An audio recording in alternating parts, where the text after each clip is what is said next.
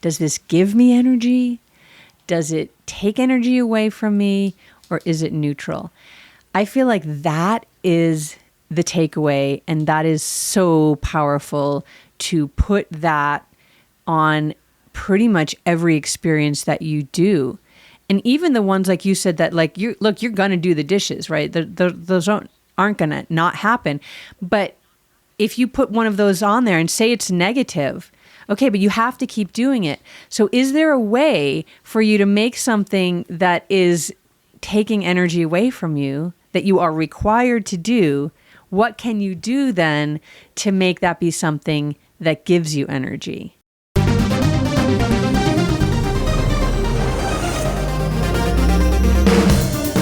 Welcome to the world of energy, where science meets spirit. Ancient wisdom merges with cutting-edge knowledge, and the possibilities for a healthier, happier you are endless.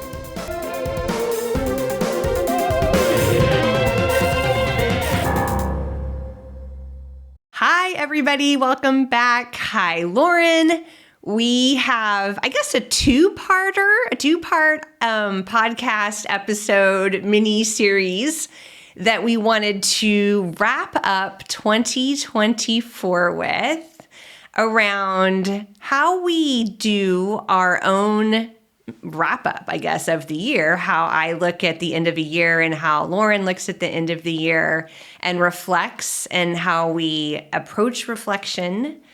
And that's the step one. So we'll talk about this in this podcast. And then the next podcast, we'll talk about taking that information and the flow from what we learn from that into our intention setting exercises that we do for kicking off a next year. So this is part one of two. I'm excited about it. I definitely am one of those people who on one hand thinks January 1st is just like any other day. You can start something new on July 9th or September 20th or May 9th, just as much as you can start it on January 1st. There's nothing intrinsically different about January 1st. But I also have a little bit of that energy. I always do, as the calendar, whatever fakey calendar we want to say that we live on, as this calendar ends and we flip our year to another year. I do get wrapped up in that energy a little bit of thinking about how I want to maybe approach the next 12 months of my life differently than the last 12 months. And I think it's a part of growth that it can be, January 19th, or it can be January, 1st, or whatever I say, July 19th or January 1st. But a part of growth to step back sometimes and see what's going on and what's going right, and what you might want to adjust the levers on a little bit as we move forward, because as we know, energy is always changing and shifting, and a goal that can be quite important to you at one time shifts and changes, and it turns out to be another goal, and you don't want to miss that, and you're working on some goal that really doesn't matter to you that much anymore because the energy has changed, but you're still just working on it out of, I guess, the obligation that you've given yourself to work on it. Lauren, you want to start with how you like to look at reflection? Yeah, I first want to talk about what you said about the arbitrariness of this January 1st day. And because I think I just wrote in a newsletter to our community on energymedicineyoga.net. We have a newsletter that comes out every week. And I was writing about the change of the calendar and how there's so many different ways that people around the world call New Year, right? There's different times of New Year all year round, actually. Chinese New Year happens between the first new moon in the January 21st to February 21st, the first new moon that falls in there. That's the Chinese New Year. And then Jewish New Year is always sometime in the fall, September, October. And the ancient, I don't like the word pagan, but the ancient what would you say, Blaine, instead of pagan? Or, before there was organized religion, there was still celebrations and all of this. And those people pegged the day of the new year to the winter solstice. But there was also then some that pegged the new year to Halloween, which we talked about earlier as well. So there's all of these different permutations of what actually even constitutes the new year. And I think really that change of time in the solstice it's the light, right? That's how we look at it. Whether that would be a solar change versus in Chinese New Year, right? It's a lunar. They're pegging it to the new moon. So it's the light is changing and whatever hemisphere you're in. But for us in the northern hemisphere, just went past the shortest day of the year and the longest night of the year. And so that change from being light diminishing every day to light returning every day is really the change of the new year. And when organized religion came and they actually really wrapped up a lot of, I'm going to just use the word again, pagan, for lack of a better word that's coming to mind right now. Sorry. But it took a lot of those practices and kind of wove them into the religions that are the dominant religions of the day. And so then they took that and made it into Christmas and New Year's. And so here we are celebrating what is sort of a random day in the middle of, we're now 10 or so days after the solstice. So I like to take time to reflect, and I feel like you as well, like we're in this, the field energy of the whole entire world, no matter what of those other modalities you might practice or be part of that community, the whole world really does still turn on this January 1 new calendar year. And so it is a time that globally there's a lot of reflection happening and setting the tone for the new year. And so we have an easier time of doing that right now because, like with any field energy, there's a lot of people doing it at the same time. It increases the vibration of us doing that very same thing. So there's a lot of support underneath this idea of reflection. And at least at the start of the new year, there's a lot of support around, transformation or new things or making, a vow or a commitment. And then how much support continues on those is there's actually been quite a lot of studies about people's and their vows and New Year's resolutions and how many of those stick or don't stick. So reflection is really what we're going to talk about today. Taking stock, looking back over the past year, however that year looks for you. And really, for me, I sort of think of it as looking at the harvest that I've reaped. So what have I done all year? And then this is a horrible metaphor, but do you remember when you were a kid trick-or-treating and you'd come home and you'd spread all your candy out and you'd put them into the piles of the favorites, and then these are the ones that get given away because there's no way you're going to eat the junior mints. I hate junior mints. No to those. So you make all your piles and like these are the super special ones you're going to save and these are the ones you're going to trade. So I sort of feel a little bit like that, like laying out all the candy, all of the harvest, all of the good things I've gotten. So let's change that metaphor from the sugary things that we're trying to avoid to the sweetness of what we've harvested over the past year. And then look at it in a very similar way. What pieces do I really like that I want to hold on to? What pieces am I like, nope, that's a junior mint lesson that I am giving away. I'm done with that. And what do I want to trade? Like, you and I come on this podcast and we trade wisdom and ideas and we share things. And so, what kind of pieces like that do I want to give away? And what do I just want to keep for myself? And then next time I'll stop here because next time we'll talk about then what we want to do with that moving forward. So, I don't know. I feel like I just went off on a bunch of tangents. So I'm going to pass it back to you. Sure. Do you want to, I might just punt it back to you. Do you want to share how you do that? How do you actually spread the candy each year? Sure. Okay, I will. So one of the things I love to do, and those of you that have studied with me for a long time know that snow and winter is my favorite season, and snow is my favorite substance on the planet. And so one of the things I really like to do is to go out and spend a lot of time in the snow, not just skiing, cross-country skiing or downhill, but I like to just walk around in the snow, in the woods. What I love about it is you can go anywhere in the snow because there's no paths, and you can just kind of, everything is covered in this substance that you can access areas that sometimes you can't, or when there's no snow, you can't. So I like to go out in the snow. I'm all bundled up in my little snowsuit and just kind of flop down somewhere that's really soft. That's one of the things I like about snow, is that you can just sort of throw yourself onto the earth and it just woof, just receives you. So I don't even have to go someplace special. It's great if I can get near some water or frozen water, but the snow already is the frozen water. So I just like to go out somewhere and I'll throw myself down into the snow. Sometimes I'll start on my knees, like a little bit of a prayer, which I rarely pray on my knees. That's not a tradition I grew up with. That's not something that I do. Even though I've been to many churches, I don't do that. But there's something about being out in the snow that falling onto my knees feels like a real, it's like a surrender into the earth. So I'll sometimes do that, or I'll just fall back onto my back. And then I'm supported. I'm supported by the crystalline structure of water, which holds memory.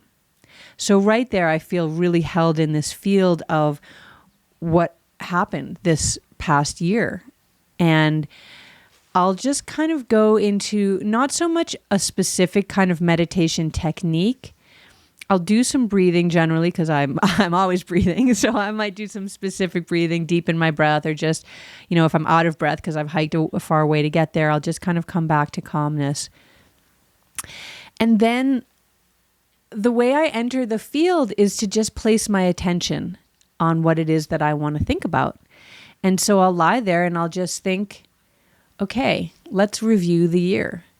And then I'll just go through what are the projects that I've done this year? One of the things that I've been really working on is celebrating completions of things and projects and benchmarks instead of just swiping them off my to-do list. So when I'm reflecting, did I do that? Because that's a habit of mine to not celebrate things. So when I look back through the year, I want to see, did I break that habit? Did I celebrate some of these, these achievements that I've made? What were the achievements? How did I feel about them? What projects didn't I complete? What's still hanging out there? How does that make me feel? So I'll really sit in that field of feeling of, what happened over this past year. And I'll hit it from all levels, like emotionally. What sort of relationships did I have this year? Did I start any new relationships? Did I end any relationships? Did I strengthen any? Did I heal any? Things like that. So I'll look at it from all levels. I'll look physically. Okay, how did I come into this year? What was my physical strength and weaknesses? What was I working on? Did I keep working on it? Was I consistent? Did I reach goals? Did I fall off the horse or the wagon or whatever metaphor you want to use? Did I get back on? So I'll look at it from all of these different levels and just kind of put these ideas, just flow with them in this watery field of memory, just kind of reviewing what's gone on. And, it's hard to sort of split the two up, what's gone on and what's coming next, because they happen a little simultaneously when I'm looking at, for example, like a training event that I've been working towards. Did I meet that? Did I not? And how do I feel about moving forward? Do I want to stay with that goal? Do I want to start a new goal? So I'm being chased around by this sunspot right here. So there's a start of it all. So I'll stop and pass it back to you and see what you do. But I'll say one more thing about that. I'm a water wood in Chinese medicine. And so the way I review the year is very watery. It's very much like I'm floating in the field of what happened and how does it feel and how does it seem and what was going on. And then that'll float by and, oh yeah, I'll be thinking about that. But wait, I forgot that event happened in July. Oh, that was so great. And then we did that thing in August. You know what? I'm not going to do that again. That wasn't as fun as I thought it was going to be. So it's like sort of more like that. It's not structured, but everything is there because I'm in this pool of reflection of the year. So I just kind of float around the pool and let the things wash over me and sit with them and see how they feel.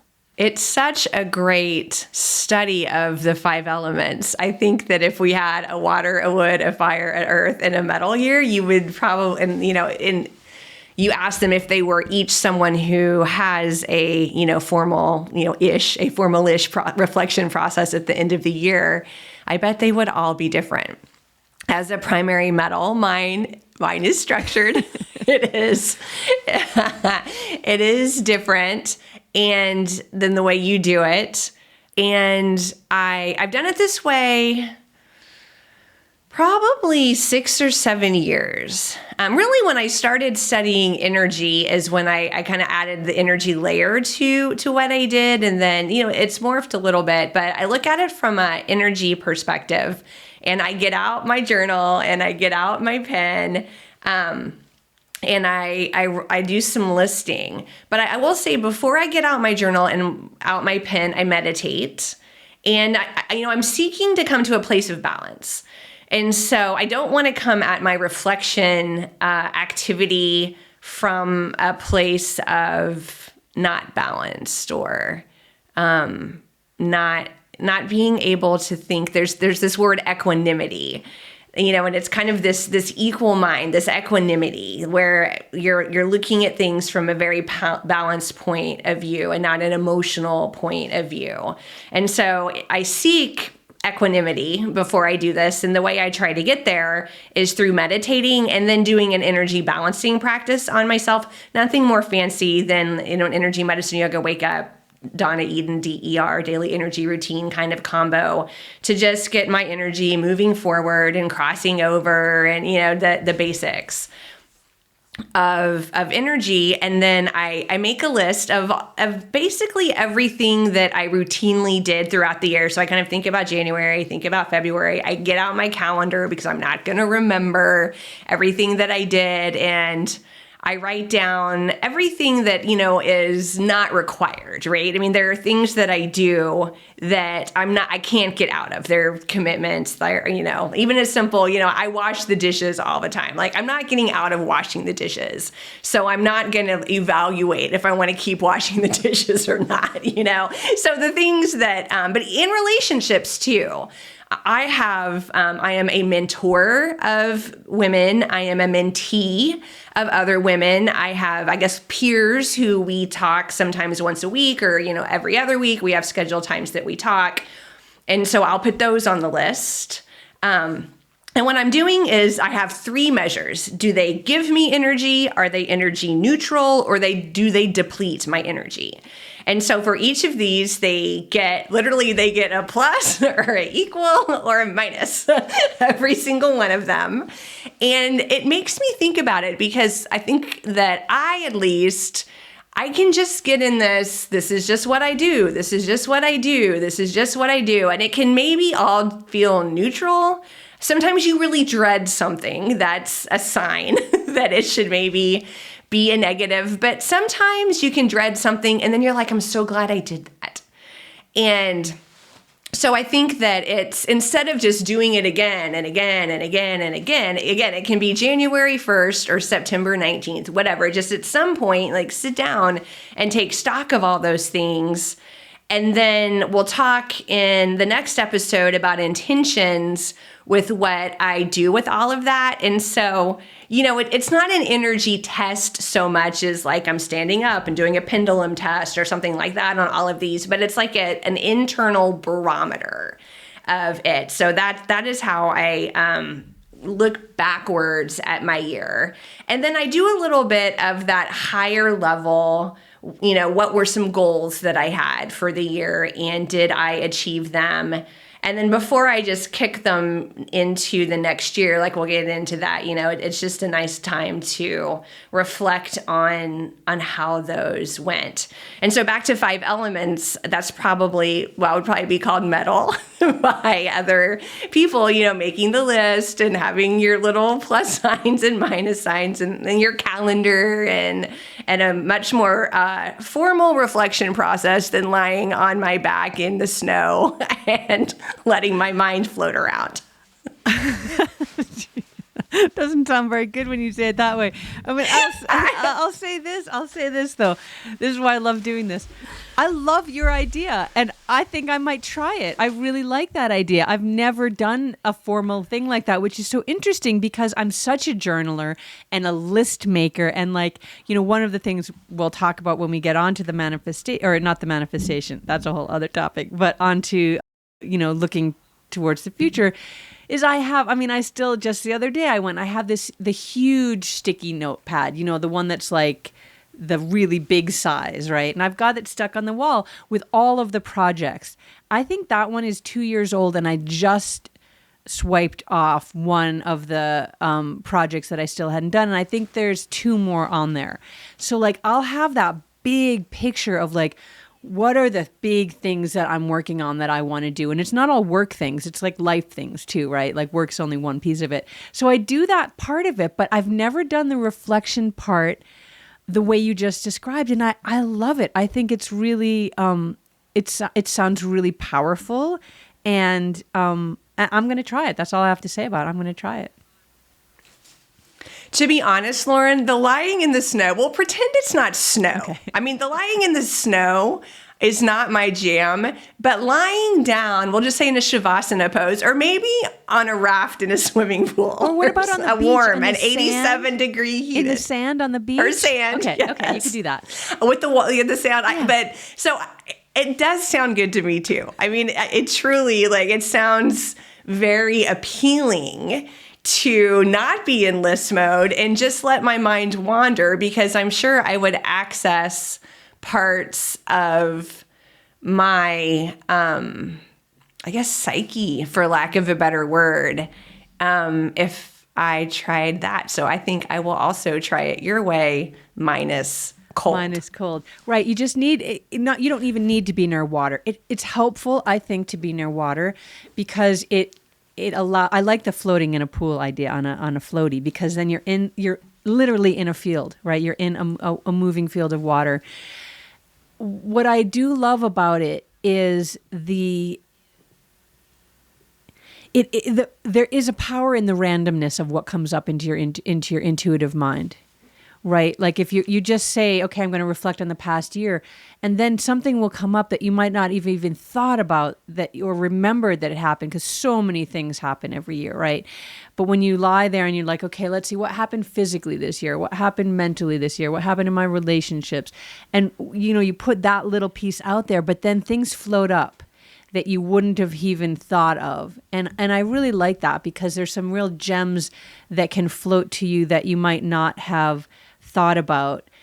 But what I really like, and maybe we kind of hybridize these together, because what I think is so valuable about what you're doing there, we're going to do several podcasts on this, so I won't go too much into it, but you talked about if something, say it, if it's equal, plus or minus, what do those 3 things mean for you? What's your metric there? Yeah, so gives me energy is neutral, so neither gives or take away, or minus takes away my energy. I mean, that is so brilliant. That's such a brilliant way of observing your life, really. I mean, because that's what we're doing, right? We're just doing it at this point in time reflectively, but we could start to do it day to day, moment to moment. Does this give me energy? Does it take energy away from me? Or is it neutral?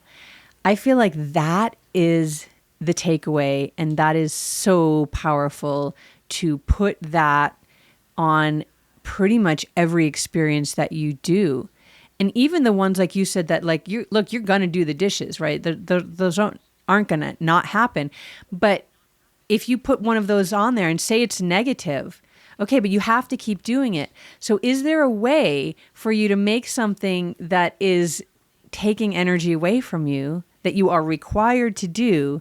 What can you do then to make that be something that gives you energy? I remember from back in high school, I had a friend who wrote her college application essay about doing the dishes and how nurturing it was, and how, warming her hands under the water, and just the being with the water, and it was her time alone in the kitchen after all the crazy. So there's a way, right, for us to kind of do that. Anyway, I just think that's really powerful. I love that you do that, and I'm gonna take that from you.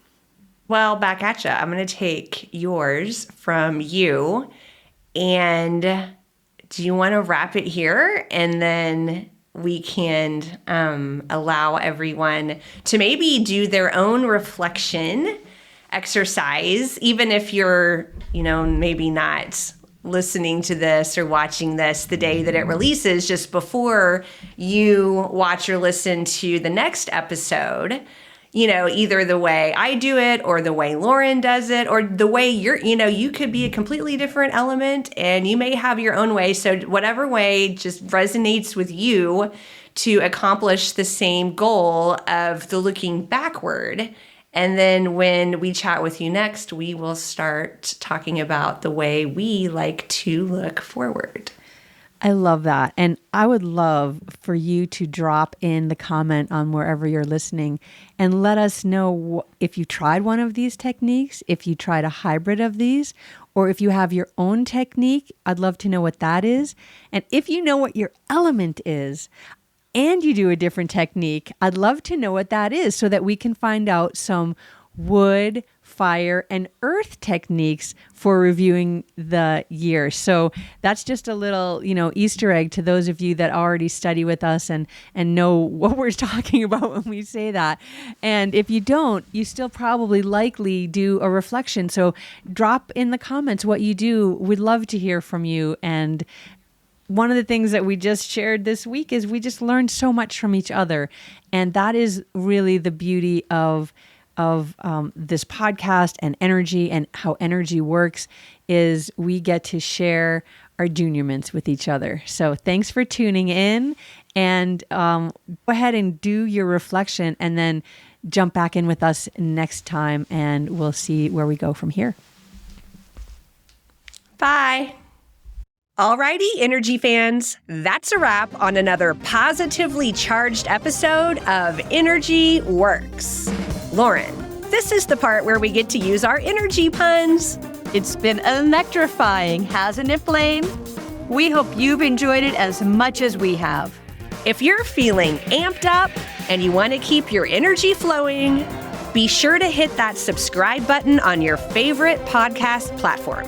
And we'd love to hear from you. So please take a moment to leave us a review.